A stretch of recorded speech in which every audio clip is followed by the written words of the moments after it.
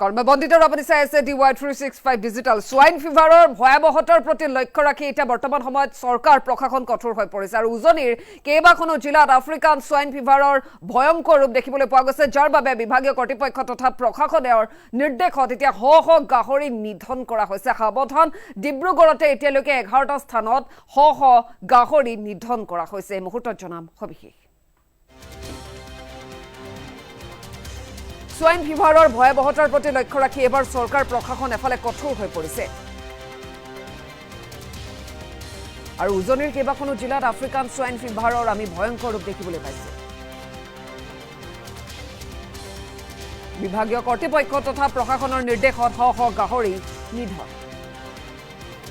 আৰু ডিব্ৰুগড়তে এতিয়ালৈকে 11টা স্থানত কালিং পদ্ধতিৰে নিধন শ গাহৰি আৰু ভয়াবহ সোয়াইন ফিভাৰক লৈ গাহৰি পালকসকলৰ মাজত এতিয়া এফালে হাহাকাৰ লাগিছে সোয়াইন ফিভাৰক লৈ ইতিমধ্যে ৰাজ্য চৰকাৰে জাৰি কৰিছে SOP আৰু জধে-মধে বিক্ৰী কৰিব নোৱাৰিব গাহৰি মাংস এই সন্দৰ্ভত এটা SOP জাৰি কৰা হৈছে স্লাটাৰ হাউচত পৰীক্ষাৰ পিছতহে গাহৰি মাংস বিক্ৰী কৰিব পাৰিব বজাৰত আৰু এখন জিলাৰ পৰা আন এখন জিলালৈ গাহৰি সৰবৰাহত এতিয়া নিষেধাজ্ঞা জাৰি কৰা হৈছে সীমান্ততে কৰা হ'ব বহিৰাজ্যৰ পৰা অহা গাহৰিৰ স্বাস্থ্য পৰীক্ষা আৰু সেই গাহৰিত আফ্ৰিকান সোয়াইন ফিভাৰ ধৰা পৰিলে ঠাইতে কৰা হ'ব নিধন আৰু আমি মুহূৰ্ত দেখিবলৈ পাইছো সোয়াইন ফিভাৰৰ যি ভয়াবহতা যি প্ৰকোপ বৰ্তমান সময়ত ভিন্ন প্ৰান্তত বৃদ্ধি পাবলৈ ধৰিছে আৰু অসমত ইয়াক লৈ এতিয়া কঠোৰ হৈ পৰিছে চৰকাৰৰ প্ৰশাসন আৰু বিশেষকৈ উজনিৰ কেইবাখনো জিলাত আফ্ৰিকান সোয়াইন ফিভাৰৰ ভয়ংকৰ ৰূপ আমি দেখিবলৈ পাইছো বিভাগীয় কৰ্তৃপক্ষ তথা প্ৰশাসনৰ নিৰ্দেশত এতিয়া শ গাহৰি নিধন কৰা হৈছে ডিব্ৰুগড়তে এতিয়ালৈকে 11টা স্থানত কালিং পদ্ধতিৰে শ গাহৰি নিধন কৰা হৈছে আৰু আনহাতে সোয়াইন ফিভাৰক লৈ ৰাজ্য চৰকাৰে ইতিমধ্যে SOP জাৰি কৰিছে জধে-মধে গাহৰিৰ মাংস বিক্ৰী কৰিব নোৱাৰিব স্লাটাৰ হাউচত পৰীক্ষাৰ পিছতে গাহৰি মাংস বজাৰত বিক্ৰী কৰিব পাৰিব এই সন্দৰ্ভত এতিয়া নিৰ্দেশনা আহি পৰিছে এখন জিলাৰ পৰা আন এখন জিলালৈ গাহৰি সৰবৰাহত এফালে নিষেধাজ্ঞা জাৰি কৰা হৈছে আৰু সীমান্ততে কৰা হ'ব বহিৰাজ্যৰ পৰা অহা গাহৰিৰ স্বাস্থ্য পৰীক্ষা আৰু সেই গাহৰিত আফ্ৰিকান সোয়াইন ফিভাৰ যদি ধৰা পৰে সেই স্থানতে আচলতে নিধন কৰি দিয়া হ'ব সেই গাহৰি যেহেতু সোয়াইন ফিভাৰৰ ভয়াবহতা ক্ৰমাৎ বৃদ্ধি পাবলৈ ধৰিছে আৰু এই সোয়াইন ফ্লুৰ বাবে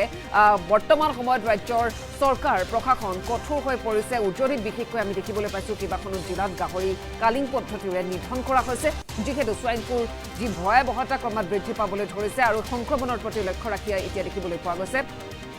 এই পদক্ষেপ গ্ৰহণ কৰিছে চৰকাৰ তথা প্ৰশাসনে এই মুহূৰ্তত মন্তব্য আছে এই সন্দৰ্ভত কি কৈছে শুনাইছো বাগতলি পথাৰ এইটো এটা মহামাৰী আফ্ৰিকান সোয়াইন ফিভাৰ বুলি কয় এইটো এতিয়া কাগজে পত্ৰই নিউজত এইটো ওলাই আছে বৰ্তমান এই মহামাৰীৰ ৰূপ ধাৰণ কৰিছে অসমত আমাৰ এই অঞ্চলটোত এই যি ঘৰৰ মানুহৰ ঘৰত আজি আমি কালিঙৰ কামটো কৰিবলৈ আহিছোঁ তেখেতসকলে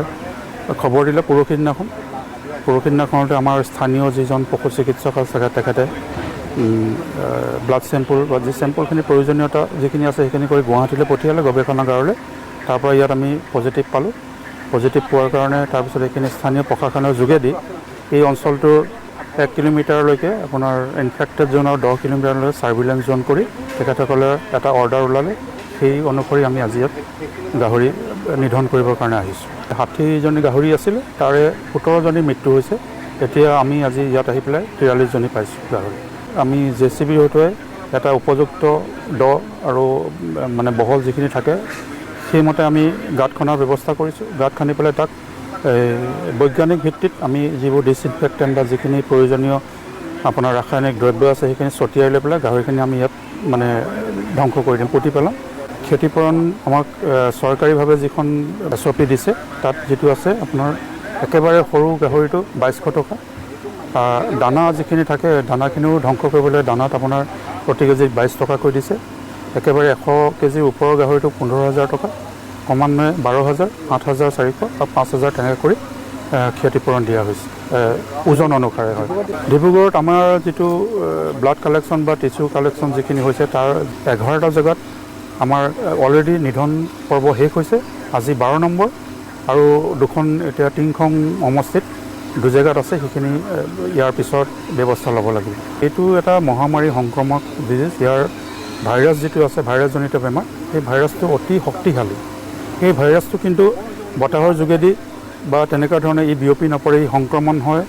স্পৰ্শৰ যোগেদি, মানে ডাইৰেক্ট কণ্টেক্টৰ যোগেদি মানে এইটো সংক্ৰমণ হয়। আমি মানুহ বা জীৱ জন্তুৰ শৰীৰত যদি এই মানে ভাইৰাছটো লাগি যায় বা চৰাই চিৰিকটিত যদি লাগি নতুন এখন ফাৰ্মত যদি গাহৰিৰ সংস্পৰ্শলৈ আহে, তেতিয়া গাহৰিবোৰৰ এই বেমাৰ হয়। আৰু এই গাহৰিৰ বেমাৰটো যেতিয়া লক্ষণটো দেখুৱায়, অতি সোনকালে সি গাহৰিবোৰৰ মৃত্যু মুখত পৰে। কোনো চিকিৎসা বা প্ৰতিষেধক এতিয়ালৈকে আৱিষ্কাৰ হোৱা নাই। যেহেতু গুৱাহাটী এটা স্লটাৰ হাউচ আছে, স্লটাৰ হাউচত যাতে তেওঁলোকে গোটেই আমি মানে এইটোৱে আমি অলৰেডি আমাৰ SOP তোলাব যে স্লটাৰ হাউচত আহি যাতে গাহৰিটো তাতে মানে কাটাৰ পিছত স্লটিং কৰাৰ পিছত ইয়াৰ পৰা যাতে তেওঁলোকে যাই বজাৰজাত কৰে আৰু য'ত বিক্ৰী কৰিব এই টুলখন বা এই এৰিয়াটো যাতে ডিসইনফেক্ট কৰে। নহ'লে এই যেন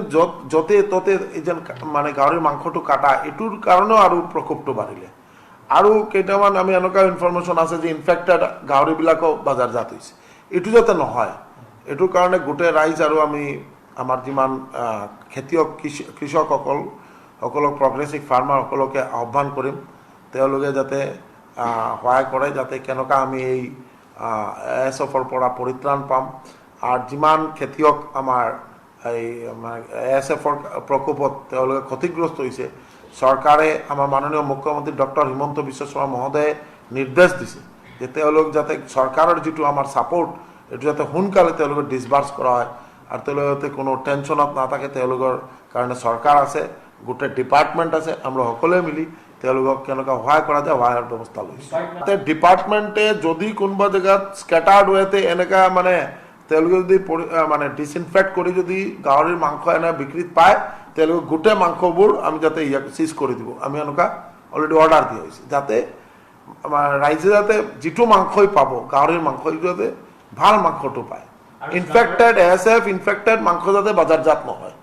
এইটোৱে আমাৰ একদম সিদ্ধান্ত। স্লটাৰ হাউচ য'ত আছে, পাঞ্জাবাৰীত আছে বা আমাৰ খানাপাৰাত আছে, য'ত আছে এইটো যাতে কালিৰ পৰা ষ্টাৰ্ট হয় আৰু ভালকৈ ধুনীয়াকৈ ইয়াত যাতে স্লটিং কৰি তাৰ পিছত যাতে বজাৰজাত হয়, তাৰ কাৰণে আমি সিদ্ধান্ত লৈছোঁ আৰু সকলোকে আহ্বান কৰিম। এইটোতো একদিনে নহ'ব।